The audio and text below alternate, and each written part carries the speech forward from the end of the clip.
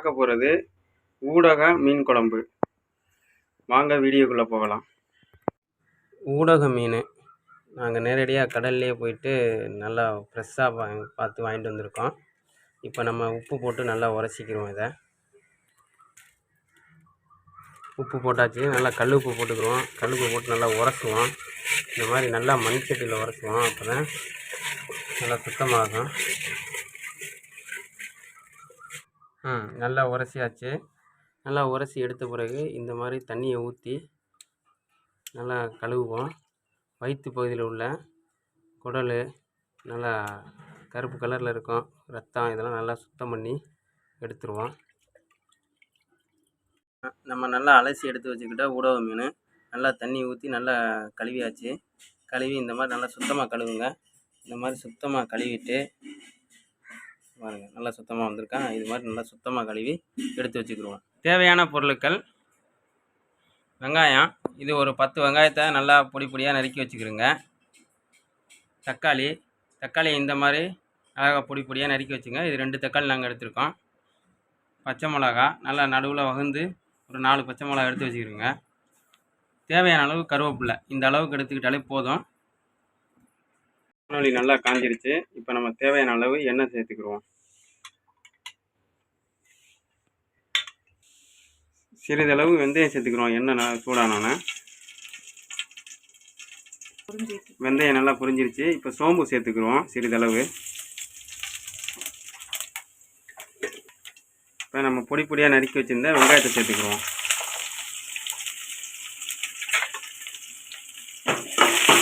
நல்லா இந்த மாதிரி கிண்டி விடுங்க.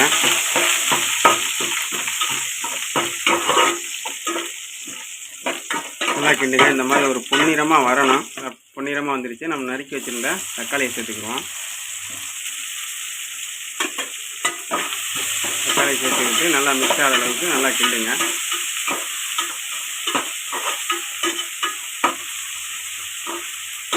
நல்லா இந்த மாதிரி நல்லா சுற்றி கிண்டி விடுங்க.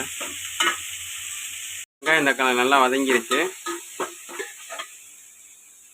இப்போ நம்ம நறுக்கி வச்சுருந்த பச்சை மிளகா சேர்த்துக்கிடுவோம். பச்சை மிளகா சேர்த்துட்டு ஒரு கிண்டிடுவோம். இப்போ நம்ம எடுத்து வச்சுருந்த கருவேப்பிலையை சேர்த்துக்கிடுவோம். கருவேப்பிலையை சேர்த்துட்டு ஒரு நல்லா கிண்டி விட்டுருவோம். எல்லாம் மிக்ஸ் ஆகட்டும். புளி ஒரு எலுமிச்சம்பழம் சைஸ் எடுத்து ஊற வச்சுருந்தோம். நல்லா ஊறிடுச்சு. நல்லா கரைச்சி எடுத்துக்கிடுவோம். எடுத்து வச்சுக்கிட்டு இந்த புளியிலே குழம்புக்கு தேவையான தண்ணியை ஊற்றியாச்சு. நம்ம இந்த புளி தண்ணியிலேயே இப்போ நம்ம மிளகா பொடியை சேர்த்துக்கிடுவோம். உங்களுக்கு தேவையான அளவு நீங்கள் சேர்த்துக்கிடுங்க. இந்த மிளகா பொடி, மிளகா, மல்லி எல்லாம் கலந்து அரைச்சது.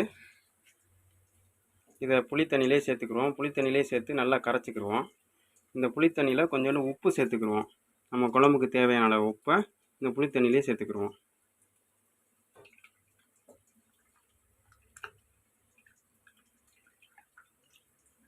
நல்லா இந்த மாதிரி கரைச்சிக்கிறங்க. கெட்டியாலாம் இருக்கும். அது நல்லா இப்படி கரைச்சோம்னா எல்லாம் கரைஞ்சிரும். வதங்கிருச்சு பச்சை மிளகாலாம். இதில் ஒரு 1/4 டீஸ்பூனு மஞ்சள் பொடி சேர்த்துக்கிடுவோம். மஞ்சள் பொடி சேர்த்துட்டு ஒரு கிண்டி விட்டுருவோம்.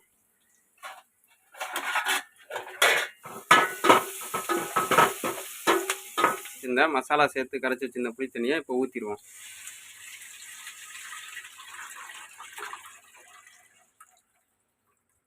இந்த மாதிரி ஊற்றிக்கிடுங்க. எல்லாத்தையும் ஊற்றியாச்சு. ஊற்றிட்டு நல்லா ஒரு கிளறி விட்டுக்கிறங்க.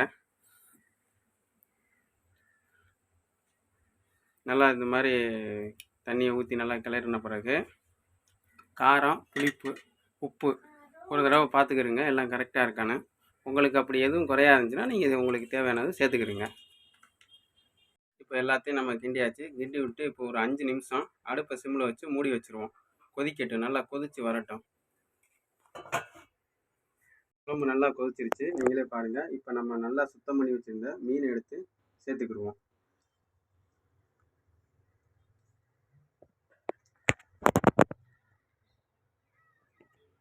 நம்ம சுத்தம் பண்ண எல்லா மீனையும் உள்ளே போட்டாச்சு.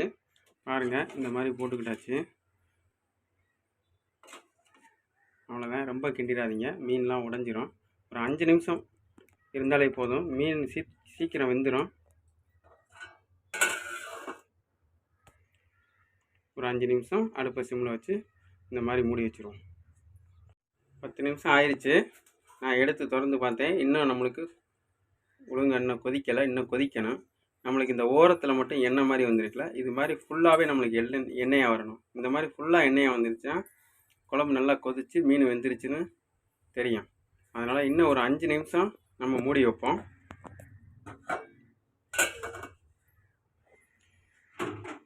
நல்லா குழம்பு நல்லா கொதிச்சிருச்சு, மீன் நல்லா வெந்துருச்சு. பாருங்கள், அப்படியே ரொம்ப கரண்டியை போட்டு கிண்டிடாதீங்க, மீன் உடஞ்சிரும். பாருங்கள், நல்லா வெந்துருச்சு. இந்த மாதிரி நல்லா வேகணும். இந்த மாதிரி நல்லா வெந்துருச்சு, குழம்பு நல்லா வந்திருக்கு. இதே மாதிரி நீங்களும் உங்கள் வீட்டில் ட்ரை பண்ணி பார்த்துட்டு டேஸ்ட்டு பார்த்துட்டு எங்களுக்கு கமெண்ட் பண்ணுங்கள். எங்கள் சேனலை சப்ஸ்கிரைப் பண்ணுங்கள்.